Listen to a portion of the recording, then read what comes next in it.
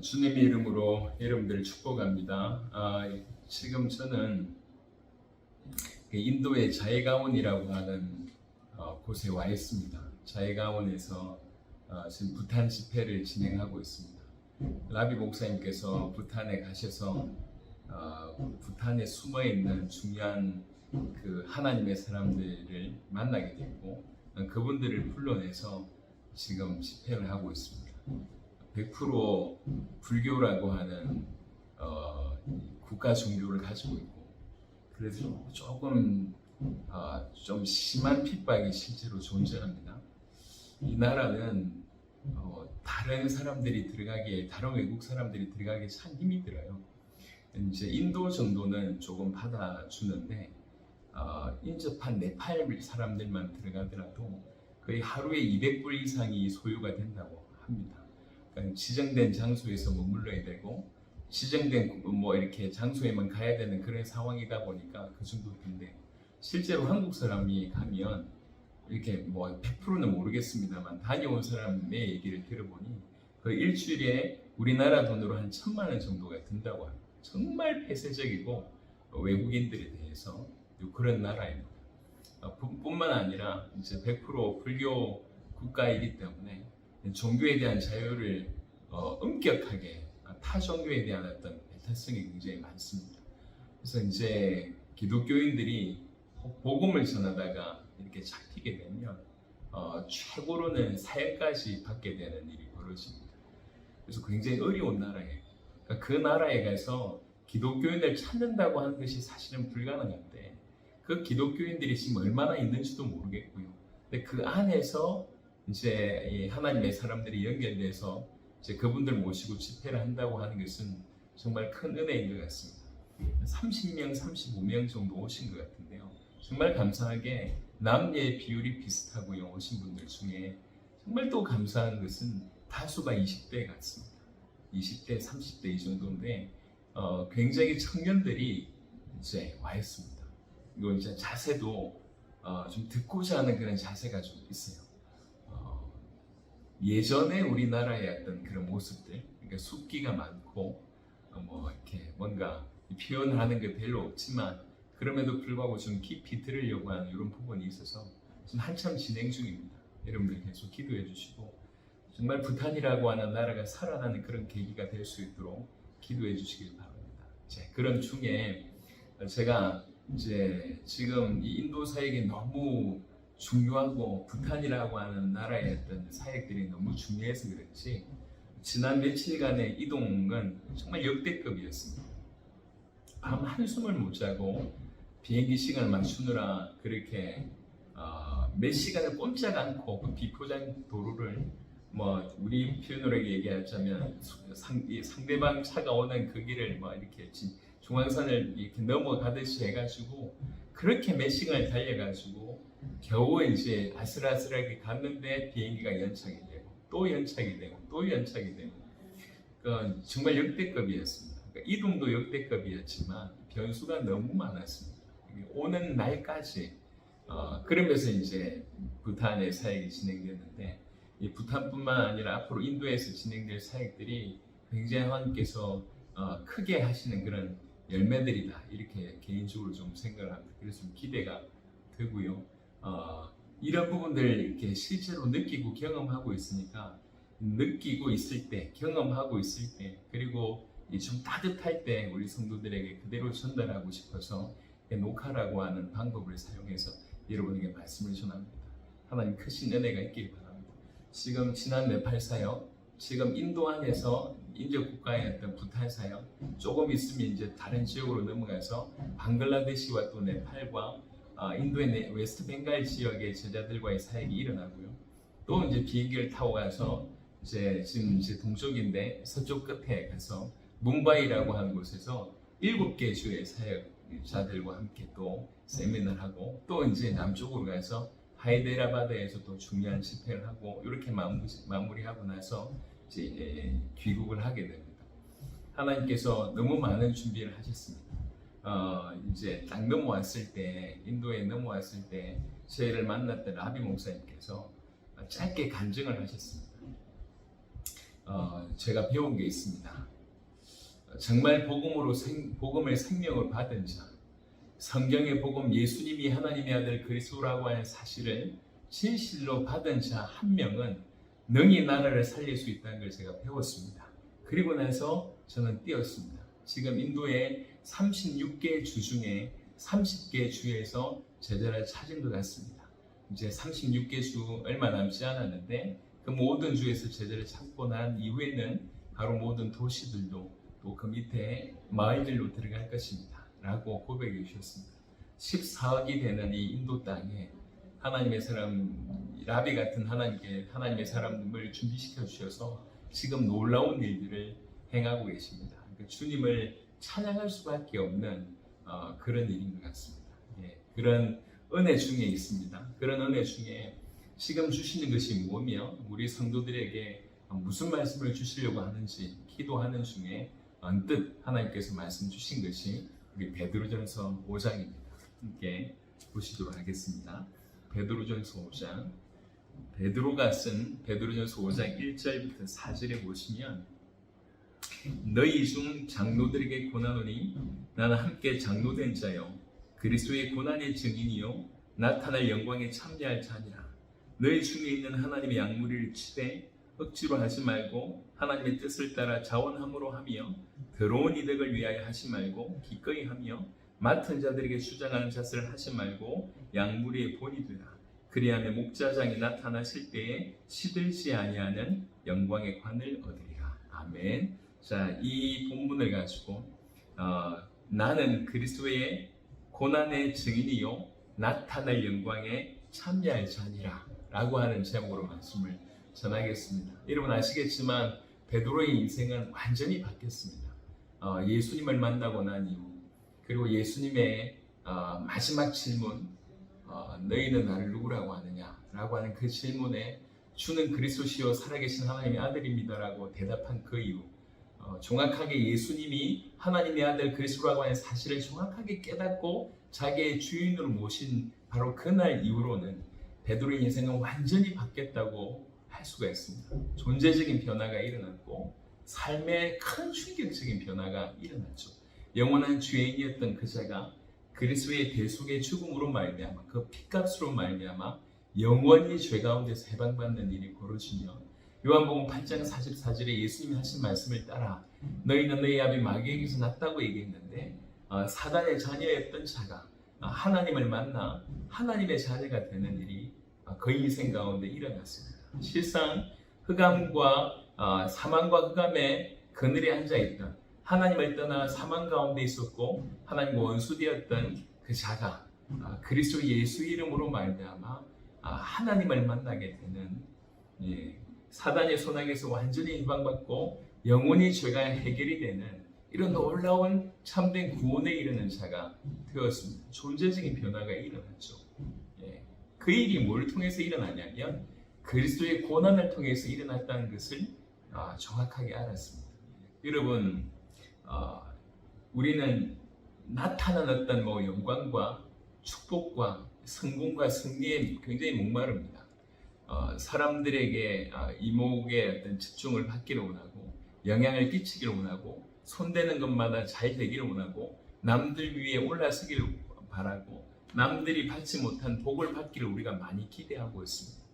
물론 하나님이 좋으신 분이시기 때문에 그런 응답을 주실 수 있다고 생각합니다. 하지만 그것보다 사실 더 충격을 받아야 될 부분들은 주님이 우리 위해서 죽으셨다는 것입니다.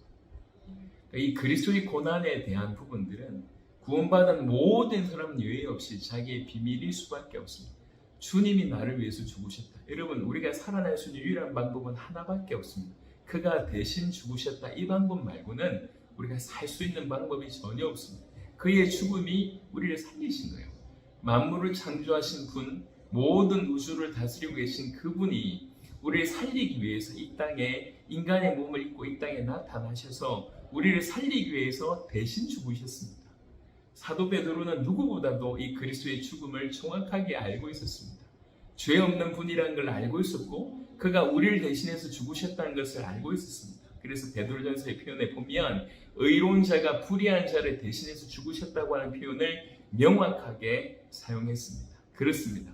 베드로는 알고 있었습니다. 그 그리스도의 고난을. 그래서 베드로뿐만 아니라 바울도 보면 예수의 죽음을 내가 항상 내 몸에 짊어진다는 표현을 합니다. 예, 그리스도의 죽음이 나를 살리신 거거든요. 내가 살아난 유일한 방법이 그의 죽으심이거든요. 그러니까 그의 죽으심, 그의 십자가는 사도 베드로, 사도 바울에게 있어서 최고의 비밀이고 무엇과도 바꿀 수가 없었던 것입니다. 그래서 이 자리에 모여있는 이 말씀을 듣는 모든 성도들에게 이런 은혜가 있기를 정말 축원합니다. 그리스도의 고난이 비밀 되시길 바랍니다. 그 십자가가 능력이 되시길 바랍니다. 그 십자가가 주님이 나를 위해서 죽으셨구나. 주님이 나를 그토록 사랑하셔서 사랑이란 단어조차 이해하지 못하고 사랑받으려고 발버둥쳤던 그 우리 인생, 지난날의 인생들을 돌이켜보건대 여러분 그렇게 할 필요가 없어요. 만물의 창조자이신 그분이 그 어느 것 하나 아까워하지 않으시고 자기 목숨 하나 아까워하지 않으시고 우리를 대신해서 자기 목숨을 들이셨습니다. 이게 성경이 얘기하는 바입니다. 우리가 그 큰 은혜, 그 큰 사랑을 받았다고 성경이 명확하게 얘기하고 있습니다. 그러니 베드로가 그것을 발견한 베드로가 그리스도의 고난이 비밀일 수밖에 없고 그 어떤 것보다 이것을 자랑할 수밖에 없습니다. 사도 베드로는 뭐라고 얘기하냐면 내가 그리스도의 고난의 증인이라고 얘기합니다. 그냥 지식이 아니라는 거죠. 알고 있는 정보가 아니라는 거죠.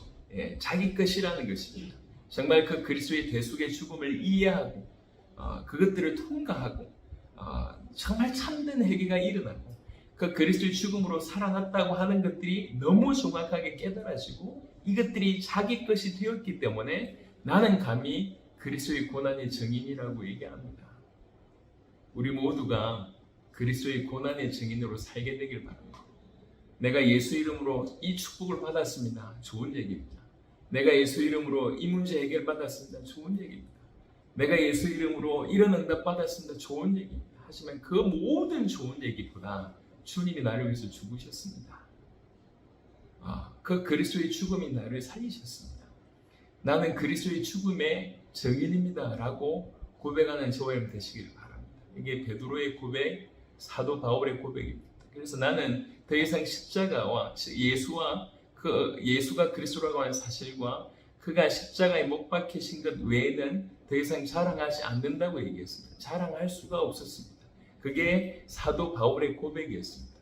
저와 여러분들이 앞으로 남은 인생에 정말 그리스도의 고난의 증인으로 살게 되기를 그렇게 자랑하면서 살아가게 되기를 그리스도 예수 이름으로 축원합니다. 그러면서 또 뭐라고 말씀하셨냐면 그리스도의 고난의 증인이요 나타날 영광에 참여할 자라고 얘기합니다. 여러분 사도 베드로는 분명한 목적지를 가지고 있었고요. 분명히 끝을 알고 있었습니다. 주님의 다시 오심이라고 하는 것이 자기 인생 전체에 그대로 새겨져 있었습니다. 그 영광, 그 주님의 영광이 나타날 것이다. 그 주님의 재림이 모든 목적이고 방향이었다고 볼 수가 있습니다. 여러분 이것은 죄송하지만 오늘날 참 희귀한 믿음이 되어버렸습니다. 신학의 모든 보수 신학에서 마라나타를 정통적으로 인정하고 있습니다. 근데 이단들이나 사이비들이나 이런 사람들이 주로 주님의 재림을 걸고 이 말 저 말을 하고 다른 어떤 부분들을 펼쳐냈기 때문에 오히려 그것들에 대해서 너무나 우리가 부정적인 반응을 보이므로 주님의 재림을 잃어버렸습니다. 여러분 이게 사단이 원하는 것입니다. 그냥 몇 명이 이단에 빠졌다 이게 아니고요. 그럼 이단을 통해서 모든 사람들이 주님의 재림을 극히 조심스러워하거나 그것의 신앙을 잃어버리게 만드는 것이 사단의 더 고도의 작전이라고 생각합니다. 예컨대 지난번에도 언급드렸지만 이러면 신천지가 나쁜 말인가요? 새하늘과 새 땅은 나쁜 말이 아닙니다.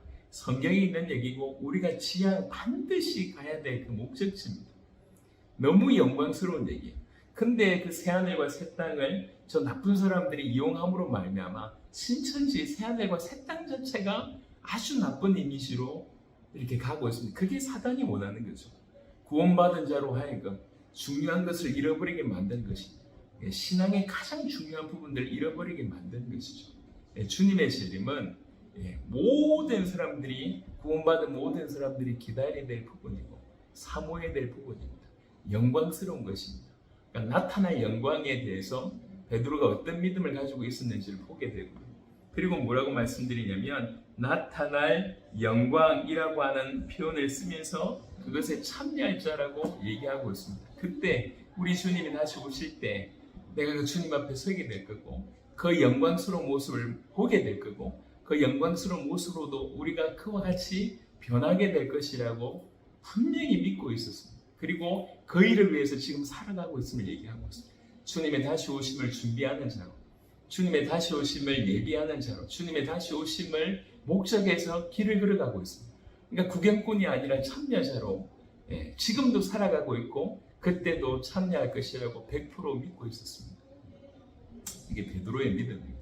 나는 그리스도의 고난의 증인이요 나타날 영광에 참여할 자니라. 바라기는 우리 복음 가득한 교회 모든 식구들과 이 말씀을 듣는 모든 자들에게 동일한 이런 은혜가 있었으면 좋겠습니다. 이런 믿음이 있었으면 좋겠습니다. 다른 어떤 것보다 그리스도의 고난, 그리스도의 죽음이 우리 최고의 자랑거리, 비밀이었으면 좋겠고, 그리고 나타날 그 영광을 바라보는 인생으로 살아가게 되길 바랍니다.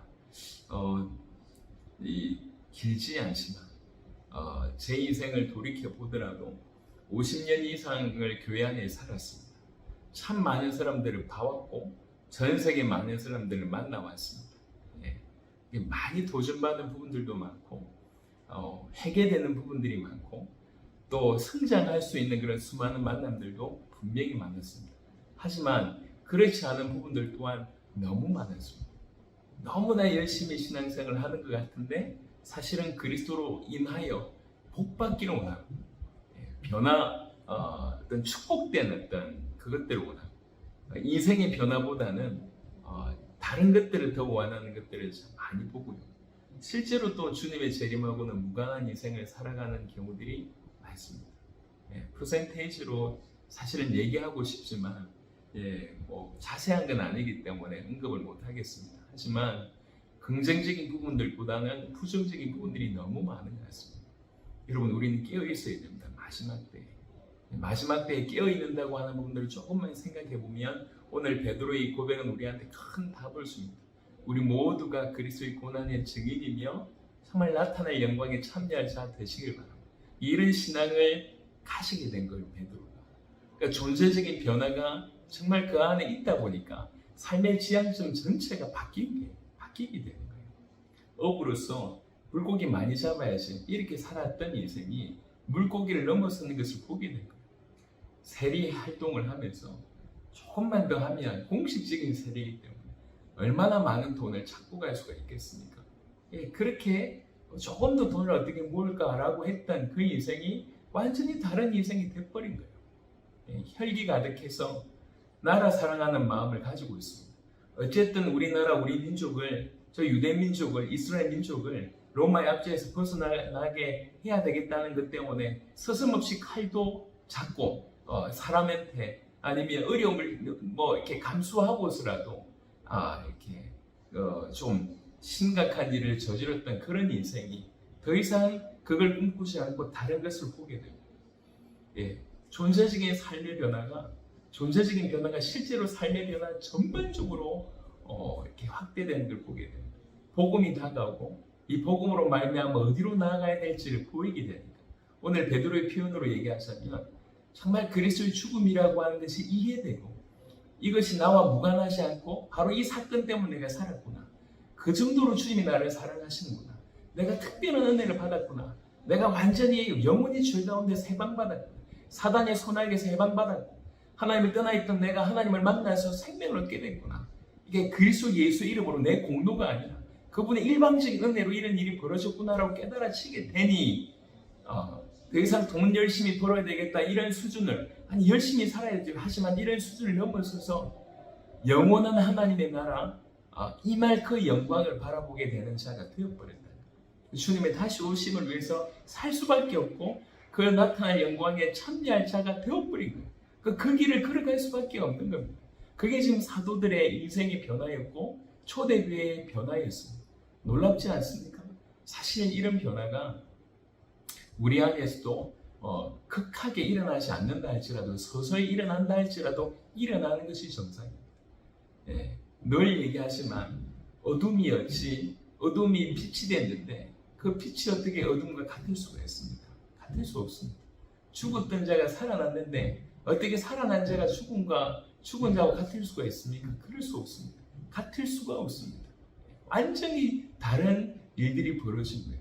그러니까 존재적인 변화가 일어나니 삶의 변화가 일어나는 거예요. 그리스도의 죽음이 내 인생에 개입되고 그리고 내 미래가 그냥 죽음에서 끝나지 않고 영원한 미래가 정말 믿으시니 그것도 영원한 하나님의 나라에서 그분의 영광과 함께 그분의 영광스러운 모습으로 우리가 변화되는 그것을 꿈꾸게 되고 그것이 실제로 내 미래라고 생각하니까 이 땅에 살면서 그것을 꿈꾸며 살게 되는 인생이 되는 것이죠. 완전히 바뀌게 됩니다. 이런 일들이 도처에 일어나고 있습니다. 우리 모든 복음 가득한 교회 성도들, 우리 모든 성도들에게도 이런 일이 계속 일어났으면 좋겠습니다. 김용희 선교사님 표현으로 자신을 변화시키지 못하는 복음은 복음이 아니라고 얘기했습니다. 예, 맞습니다. 이 복음은 우리를 변화시키는 복음입니다. 이 복음은 내 개인을 넘어서서 우리 가정과 우리 지역과 우리나라와 우리 열방을 변화시킬 수 있는 복음입니다. 이 복음이, 이 강력한 복음이 우리에게 온 것입니다. 이 복음이 우리 안에서 지금 일하고 있습니다. 제가 여기 네팔과 인도 사역을 통해서도 그런 것들을 계속 보고 있습니다. 지난 주간에 딜린 목사님에 관한 얘기를 여러분한테 조금 나눴습니다. 하지만 사실 딜린 목사님뿐만 아니라 이제 이런 일련의 일들이 우리 주변에 많이 일어나고 있습니다. 딜린 목사님의 삼촌이기도 하고 네팔에서는 어떻게 보면 가장 통역을 잘하시는 목사님으로 인정받고 있는 조메시라고 하는 목사님이 계십니다. 이름이 좀 비슷해요. 조메시 조씨인 것 같습니다. 이 조메시 목사님께서 어느 정도냐면 빌리 그레함이 네팔에 왔을 때, 그러니까 이제 이분의 젊은 나이였을 때 빌리 그레함 집회 때 통역을 했다고 이렇게 들려지고요. 통역뿐만 아니라 이제 번역도 많이 했다고 합니다. 본인이 한 얘기로는 189권을 번역을 했다고 합니다. 그 중에 상당수가 신학책이었어요. 근데 이분이 이제 이번에 합류를 한 거죠. 딜립의 친삼촌 되시는 분인데 처음에는 조카가 너무 열심히 하니까 그냥 좀 이쁘기도 하고 좀 어떻게 좀 도울까 해서 나름 본인의 인맥을 동원해서 이렇게 중요한 집회에 이제 치룰 수 있도록 한 거예요. 그러면서 이분이 참 감사하게 겸손하게 그 마지막 그 제자 수련회라고 할 수 있는 그곳에서는 본인이 거의 다 통역을 했어요. 자원해서 그러니까 통역을 하면서 더 깊이 말씀을 받은 거예요. 그러니까 한 문장, 뭐 한 단어가 세밀하게 부딪힌다고 표현을 했습니다. 그리고 이제 나중에 이런 고백을 했습니다. 내가 189권을 번역을 했는데 지금까지 제가 번역한 것 중에 단연코 최고는 성경의 복음입니다. 이렇게 표현했습니다.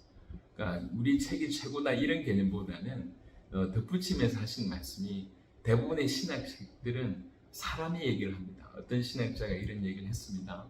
어떤 박사님이 이런 얘기를 했습니다. 라고 얘기를 했는데 이 성경의 복음은 사실 처음부터 끝까지 다 성경의 구절이고 작성자의 어떤 그런 뭐 많은 의견들이 이 안에 거의 들어가 있지 않았다. 그래서 자기가 생각할 때는 최고의 번역이다 라고 이제 표현을 했습니다. 그러면서 자기는 이 나라에 있으면서 정말 많은 이 단체들과 협력해서 큰 사역을 했다고 합니다. 근데 그 사역이 끝나면 그냥 끝인 거예요. 하지만 지금까지 자기가 인발부돼서 사역했던 그 팀 중에 사실 이 팀이 최고인 것 같다. 나는 이 팀과 사랑에 빠졌다. 이렇게 표현을 했습니다. 전부 자기 교단에 뭐 자기 단체를 주장하고 어떤 연역을 주장하고 파워를 주장하고 자기의 네트워크를 주장하고 자기가 어떻게 해왔는지를 주장하는데 여기는 복음만 얘기하고 주님의 다시 오심을 위해서 또 이렇게 함께하는 어떤 가족의 분위기로 이제 가는 걸 보면서 자기는 이 팀과 사랑에 빠졌다 이렇게 얘기를 하셨습니다. 그러면서 이제 하신 말씀이 이번에 이 네팔의 국가적인 전도 운동은 사실 네팔에 너무 놀라운 일들을 이뤘다. 우리 네팔에 총 7개 주가 있는데 그 주 안에 77개 지역이 있다. 그 77개 지역 중에 68개 지역에서 이번에 목사님들이 오셨다. 한 지역에 한 명 내지 두 분 정도를 초청했는데 오셨던 목사님들이 다 바뀌었다. 예. 다 충격을 받았고 은혜를 받았다. 이 시간 이후에 딜리 목사님이 굉장히 많이 바빠질 것 같다. 정말로 네팔 복음화를 이룰 수 있는 부분에 하나님 크게 역사하실 것 같고, 그리고 네팔 복음화 하는 부분에, 그리고 당대 세계복음화 팀이 움직이는 부분에는 자기는 항상 같이 있고 싶다라고 얘기했습니다. 사실 아쉬울 거 없는 분이시거든요. 그 나라에서는 충분히 인정을 받고, 그리고 산하에 교회도 적지 않게 있고 상당한 리더십을 가지고 있었습니다. 네팔 사람인데 조금 죄송하지만 우리가 이제 후진국의 어떤 보통 사람들을 우리가 대하게 될 때 한국인들의 자세는 약간 이제 갑의 어떤 위치에 서려고 하거든요. 그리고 이제 실제로 네팔 사람들이나 후진국에 있는 분들이 의례 자세를 취하는 경우들이 많습니다. 근데 이분 그렇지가 않아요. 그러니까 유럽에 있는 분이라고 해도 상관이 없을 정도로 굉장히 많은 것들을 갖추고 있는 분이에요. 그러니까 네팔에서는 어느 정도 이제 위치가 있고요. 그 모임에 참여한 분 중에 한 분이 정치인이세요. 예, 정치인인데 이분들을 다 도와주는 분이십니다. 우리가 이제 비행기가 늦을만 하니까 걱정하지 마라. 네팔 에어라인에 내가 얘기하면 된다면서 이렇게까지 얘기하시더라고요. 어느 정도 라인인지 모르겠어요. 그러니까 아쉬울 거 없는 분이에요. 아쉬울 거 없는 분인데 복음 앞에 대면하고, 그러니까 네팔 복음화와 우리 세대 세계 복음화라고 하는 부분들이 탁 들어오기 시작하니까 본인의 인생 전체가 뭔가 완전히 변화되어지는 그런 어떤 일들이 이제 일어났습니다. 그래서 겸손하게 이 네팔 복음을 위해서 뛰겠다고 얘기를 하셨습니다. 참 감사한 일입니다. 이런 변화들이 일어나고 있다는 거. 이제 지난 주간에 말씀드렸지만 제가 또 알았던 사실은 딜립이라고 하는 목사님이 나이가 젊기도 하지만 이게 주로 이제 누구를 대상으로 목회를 지금까지 해왔냐면, 이제 여전히 카스트 제도의 영향이 있습니다. 사라졌지만 영향이 사람들 사이에 아직 좀 있는 것 같아요. 그 카스트 제도의 가장 낮은 계급인 불가촉 천민을 대상으로 주로 목회를 합니다. 그러니까 불가촉 천민을 목회를 하다 보니까 목회자들 사이에서도 나이도 어리지만 이게 이제 그런 교회를 하는 것 자체이기 때문에 사실은 이제 많은 목회자들이 교류를 안 하는 그런 입장이었다고 합니다. 근데 이 복음이 부딪히기 시작을 하니까, 이 복음이 전부로 다가오기 시작하니까 내가 지금 불가촉 천민들한테 목회를 하고 이게 중요한 게 아닌 거죠. 네팔 복음을 위해서 얼마든지 뛸 수 있다고 부딪히니까요. 그러면서 그 다음부터 믿음으로 도전하기 시작을 했다고 합니다. 정말 많은 사람들이 문을 열어주지 않았대요. 특별히 이제 그 네팔에 있는 교단들이 이렇게 조금 좀 보수적이고 어떻게 보면 좀 폐쇄적인 경우들이 많대요. 그래서 다른 교단과 교류 금지하는 경우들이 많고, 다른 교단의 사람들을 모셔서 메시지 듣는 이런 일들이 참 희귀한 일이라고 얘기합니다. 근데 이제 계속 한결같이 복음을 전하니까 지역에 있는 목사님들이 하나둘씩 이제 마음을 열기 시작하면서 이제 그 자기 교회 안으로 이제 말씀을 받기 시작한 일들이 꾸준히 해왔다가 이번 네팔 국가적인 전도 운동 이후에 이게 폭발하는 일이 벌어진 거예요. 저 밑바닥에 목회를 하고 젊은 목회자였는데 이번에 국가적인 전도 운동 계기로 68개 주에 68개 지역에 복음을 들고 들어가고, 그 초청받았던 대부분의 사람들이 그 지역에서 리더 역할을 하시는 분들입니다. 그러니까 일순간에 이제 넘어서는 그런 일이 벌어진 거죠. 너무 감사하다는 생각을 하게 됩니다.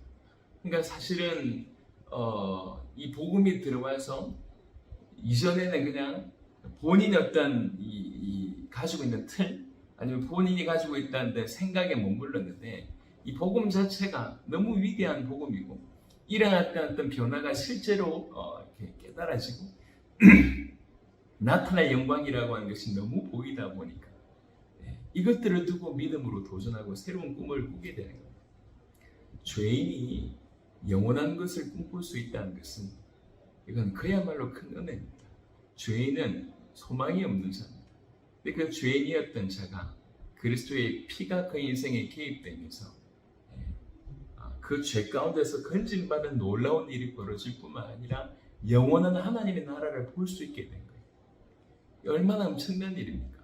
영원한 하나님 나라를 위해서 오늘 이 땅에서 그걸 어떻게 준비하며 살아갈까 하다 보니 본인의 틀이 너무 좁은 거예요. 이게.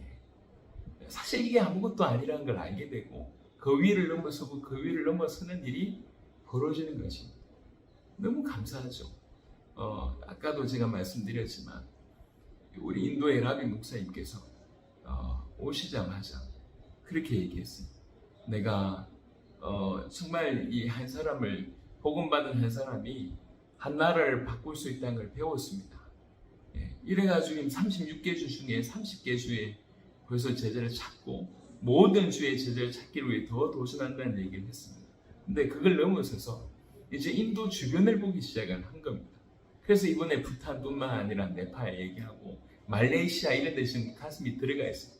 인도뿐만 아니라 주변을 다 살리겠다는 거예요. 야, 기가 막히다. 복음 하나가 들어가니까 온 인생이 바뀌었어요. 2019년 1월에 이 복음을 받은 거예요. 20년 이상 신앙생활을 해오셨고 제가 알기로는 굉장히 공부를 많이 하셨어요.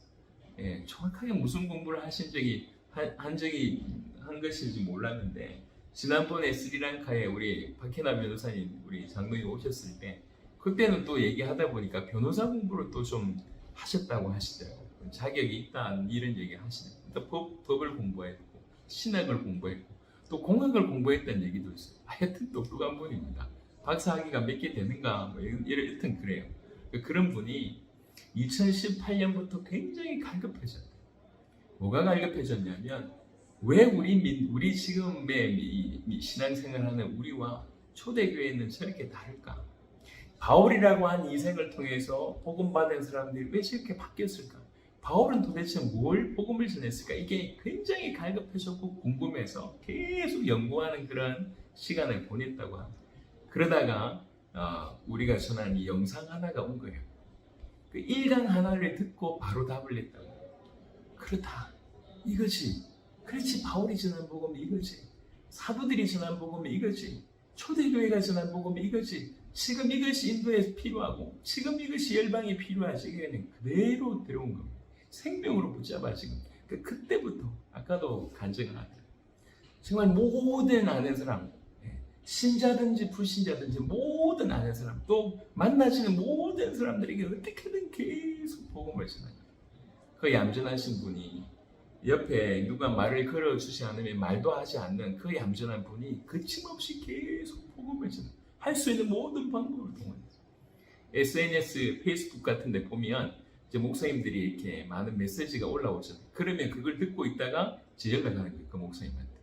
그 목사님 연락을 하면 처음에는 이렇게 연락이 오니까 뭐 후원 정도 주실 줄 알고 좋아했다가 그거 이렇게 당신 메시지 잘 들었습니다. 이건 공감합니다. 근데 왜 이렇게 이건 요것이 좀 중요하지 않겠습니까? 복음은 예수가 그리스도라고 하는 건데 뭐 이렇게 얘기하면서 복음을 전하는 거예요. 그 얌전하신 분이요. 그러면서 지금까지 3년 4년 만에 36개 주 중에 30개 주의 제자를 찾았답니다. 인도 땅이 너무 크지 않습니까?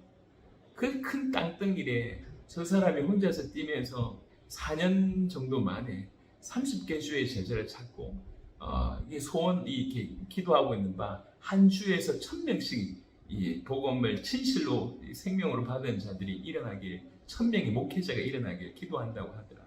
그러면 이제 이렇게 모든 주에서 1000명씩 일어나면 거의 한 36,000명 목회자가 일어나면 인도의 14억 인구를 향해서 제대로 도전해 볼 수 있겠다 이렇게 하는 거예요. 그런 사람이 아니었어요. 또 그럴 이유도 없었어요. 그냥 얼마든지 죄송합니다. 밥 먹고 살 수 있는 능력이 있는 분이시고 또 사모님도 이제 공무원 중에 좀 높은 공무원이라 이제 밥 걱정 없는 분이세요. 근데 이게 이제 복음이 들어오니까 예수가 하나님의 아들 그리스도라고 하니 복음이 부딪히니까 그분의 죽으심과 그분의 부활이 부딪히니까 그리고 이 복음을 받은 자가 당연히 바라봐야 될 주님의 재림이 부딪히니까 나타날 그 영광이 보여지니까 그냥 이 자리에 만족할 수 없고 이 삶에 만족할 수 없고 이 틀 기가 막히게 만들어 놓은 이 틀을 당연히 넘어서서 영원한 것을 준비하며 살아갈 수 있는 그런 인생으로 완전히 바뀐 거예요. 너무 감사하죠. 그러니까 이런 이 목사님 한 분을 통해서 아까 말씀드렸던 것처럼 지금 부탄의 문이 열린 것입니다. 네, 저 땅에 저 하나님의 사람들이 지금 와서 말씀을 받고 있습니다. 저분들이 입술로 예수님이 그리스도라고 외칩니다. 이제 라비 목사님이 가르쳐 주시고, 그리고 이제 그 의미를 조금씩 아는 분들이 여기저기서 예수님이 그리스도입니다라고 외치고 있습니다. 그 장면을 뒤에서 이렇게 보고 있는데 참 감격이 되었어요. 저분들 중에는 죄송스럽지만 자기의 나라에서 이 복음을 전하다가 어떤 어려움을 당할 수도 있는데 말입니다. 사실 그거 각오하고 지금 예수 믿고 있는 분이거든요. 그런 분들에게 올바르게 조금 더 깊이 있게 복음 앞에 대면할 수 있도록 도와서 그분들이 복음으로 더욱 무장하게 된다고 하면 저분들 통해서 일어날 부탄 복음의 역사는 너무 놀랍다. 사실은 이후에 어떻게 진행될지는 잘 모르겠습니다. 하지만 가슴에 뭘 전해야 될지 알고 부탄에 가서 뭘 이렇게 어떻게 하면 되는지를 알게 된다고 하면 그 한 분의 걸음들을 통해서 그런 분들 걸음을 통해서 부탄 전역에 역사가 일어날 겁니다. 이번에 지금 부탄 집회를 시작하면서 1강을 부탄에 있는 한 형제가 전해줬습니다. 라비 목사님을 통해서 복음을 받은 분이 잠시 간증하고 했어요. 간증이 약간 좀 짧게 냈습니다. 이 부탄의 분들이 굉장히 좀 낯을 좀 많이 가리고 이 표현이 많이 없어서 그렇더라고요. 하시는 말씀이 이전에는 예수 믿어서 이렇게 축복받았습니다.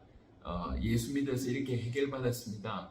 예수 믿고 이렇게 치유받았습니다. 예수 믿으면 이게 좋습니다. 저게 좋습니다. 라고 복음을 전했고 그것이 복음인 줄 알았다고 얘기했습니다. 그러다가 이제 라비 목사님한테 정확하게 성경의 복음을 듣고 나서 이 복음을 전한다고 얘기했습니다. 제가 그 얘기를 처음 듣는데 참 마음이 아팠어요. 무슨 마음이 아팠냐면 저렇게 목숨 걸고 신앙생활을 하는데 그런데 그들이 알고 있는 복음은 예수 믿으면 좋습니다. 예수 믿으면 복 받습니다.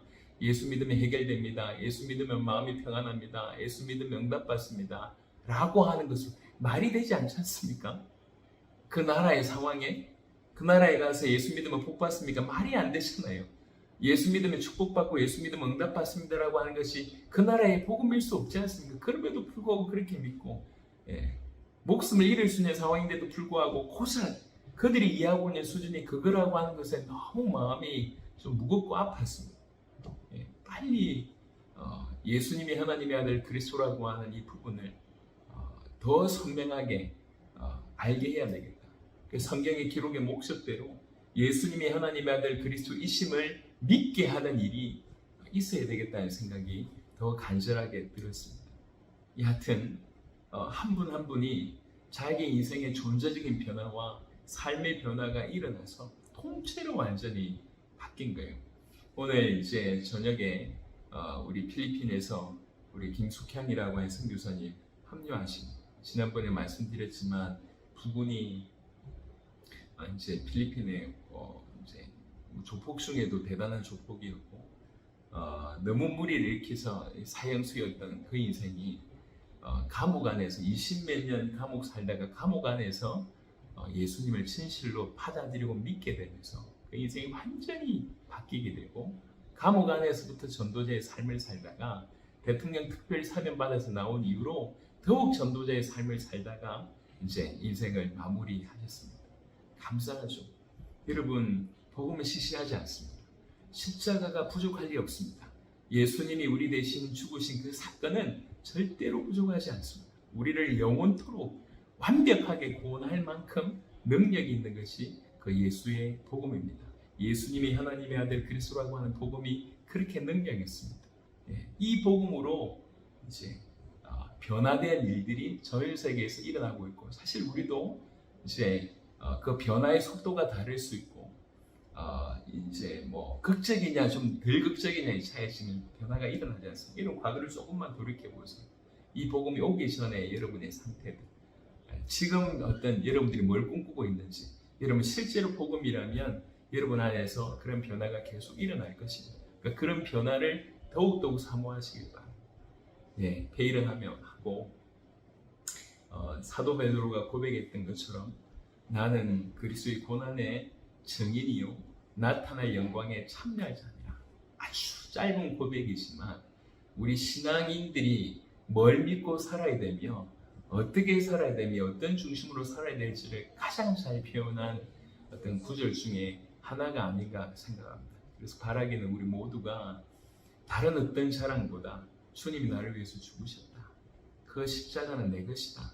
나의 십자가가 나 때문에 죽으셨고 그만큼 나를 사랑하셨고 그의 죽으심 나를 살리셨다 라고 하는 그리스도의 죽음이 비밀되시길 바랍니다. 십자가가 비밀되시길 바랍니다. 그렇다고 하면 십자가가 능력이 될 것입니다. 그리스도의 고난의 증인 되시길 바랍니다. 증인이라는 얘기는 자기 것이라는 거거든요. 예. 그리스도의 죽음이 이론이 아니라 자기 것이라는 겁니다. 우리 모두의 것입니다. 우리가 아니라 여러분 자신들, 나 자신의 것입니다. 그리스도의 고난의 증인 되시길 바라고 또 거기서 그치지 않고요. 나타날 영광을 바라보는 자로 살아야 됩니다. 여러분 예수 믿어서 이렇게 잘 먹고 잘 사는 것이 목적일 수 없습니다. 예수 믿어서 뭔가 대단한 일을 하는 것도 중요하지만 더 중요한 것은 예수 믿어 그분이 다시 오심을 준비하는 것, 그것이 더 중요합니다. 여러분 주님이 오셨습니다. 그리고 틀림없이 다시 오실 것입니다. 주님의 재림을 바라보는 우리 모두가 되었으면 좋겠습니다. 나타날 영광을 바라보는 우리가 되었으면 좋겠습니다. 그 나타날 영광이 나와 무관하지 않다는 거죠. 그 나타날 영광에 참여하고 있는 자고 또 참여할 자로서 우리가 살아야 됩니다. 여러분 이 흙에 지나지 않는 먼지 같은 우리가 이 땅에서 살다가 그냥 조용히 사라질 수밖에 없는 우리가 영원한 것을 꿈꾸고 영원한 하나님의 나라를 준비하는 삶을 오늘 살 수 있다는 것이 얼마나 영광스럽습니다. 저는 사실 다른 어떤 것보다 그것 때문에 살아가고 있습니다. 며칠 전인가요? 페이스북에 그 심판대의 그 영상을 이 애니메이션으로 만든 걸 봤습니다. 엄청나게 가공할 만한 큰 넓이의 심판대 앞에 수많은 사람들이 구름대로 모여서 한 명 한 명 신문을 받고 있는 그런 영상이었어요. 그렇지. 언젠가 우리가 주님 앞에 설 때 우리 행한 대로 갚으실 것이고 정말로 그때 주님을 주인으로 예수님을 하나님의 아들 그리스도로 믿고 하나님의 뜻을 위해서 살아갔던 자에게는 영원한 상급이 있을 것이고 그렇지 않는 자에게는 영원한 진노가 있을 것인데 또 한 번 확인하게 되었습니다. 여러분 나타날 영광에 참여하는 자로 살고 참여할 자로 살게 되길 바랍니다. 제 여정이 지금 당대 세계복음화를 하고 있는 이유도 그건데요. 당대 세계복음화 여정이 쉽지 않습니다. 매번 낯선 거와의 어떤 전투를 해야 되고 그냥 아는 걸 옮겨내는 게 아니잖아요. 집회한다는 것이 영적인 큰 싸움입니다. 해야 돼요. 그 일을 진행하기 위해서 어떤 재정과의 부분들도 싸워야 돼요. 수많은 도전들을 계속 해옵니다. 쉽지 않습니다. 어제 오늘 지금 머물고 있는 숙소는 우리나라에서 한 3, 40년 전에 여인숙 정도의 수준입니다. 밤에 잠을 자려고 누웠는데 막 뭐가 기어가는 거예요. 눈 떠보니까 이제 꽤 큰 개미가 기어가더라고요. 개미 안 물려야 되는데 싶으면서 너무 피곤하니까 그냥 잠들었는데 모든 게 쉽지 않아요. 어제 저녁에 처음으로 제대로 된 우리가 싸온 음식으로 한식을 먹었습니다. 첫 끼였습니다. 현지식으로 먹거나 라면으로 대충 때우거나 그런 식이었는데 쉽지 않습니다. 그럼에도 불구하고 너무 좋습니다. 우리가 우리의 영광을 위하거나 우리의 어떤 소리를 내기 위해서 이런 일을 한다고 하면 참 힘든 일이지만 나타날 영광을 위해서 뛰는 것이 얼마나 감사한지 모르겠습니다. 그래서 같이 뛰고 있는 팀하고 같이 얘기했습니다. 지금은 사실 이제 저희 한 팀이 뛰는 거잖아요. 한 팀이 뛰는 것이 곧 이런 팀들이 똑같은 색깔을 가지고 정말 복음으로 주님의 다시 오심을 준비할 자들이 똑같은 색깔이라고 인지하는 자들이 동시다발적으로 10팀이 뛴다. 100팀이 뛴다. 여러분 100팀 뛰는 거 저는 어렵지 않다고 생각합니다. 어느 때에 그런 일이 곧 벌어질 거라고 생각합니다. 코로나를 통과하면서 색깔을 깊이 있게 공유하는 멤버들이 많이 일어났습니다. 지금도 제가 볼 때는 충분히 10팀은 꾸릴 수 있다고 생각합니다. 이게 이제 그런 부분들이 조금 더 구체화되고 보내실 어떤 그런 재정들이 좀 세팅이 되고 한다고 하면 10팀이 동시에 뛰고 100팀이 동시에 뛴다고 하면 세계복음화는 몇십 배, 몇백 배가 앞당겨지리라 생각합니다. 곧 그런 일이 벌어질 겁니다. 여러분, 짐이 아닙니다. 나타날 영광에 참여하고 나타날 영광에 참여할 수 있다는 것은 영광입니다. 이건 짐이 아니에요. 기쁨이죠. 우리에게 그런 게 주어진 거예요. 여러분, 이번에 아시안 게임이죠. 아시안 게임에 그 이제 축구 우리 1등을 했잖아요. 한일전에서 우승을 했는데 그 축구 대표팀 중에 1분도 안 뛴 분이 계세요. 골키퍼였던 걸로 알고 있는데 1분도 안 뛰었어요. 근데 국가대표 명단에 올라갔어요. 예. 동일한 금메달을 받은 거예요. 그래서 이제 군대를 안 가는 거죠. 근데 그냥 참여했을 뿐인데 실제로 시합은 못 뛰었지만 연습하고 이런 것들을 계속 참여해서 그런 어떤 이 당당한 자격을 얻은 거 아닙니까? 마찬가지입니다. 예. 우리가 이 영광스러운 일에 참여할 수 있다. 이건 짐이 아니에요. 말씀을 마무리하도록 하겠습니다.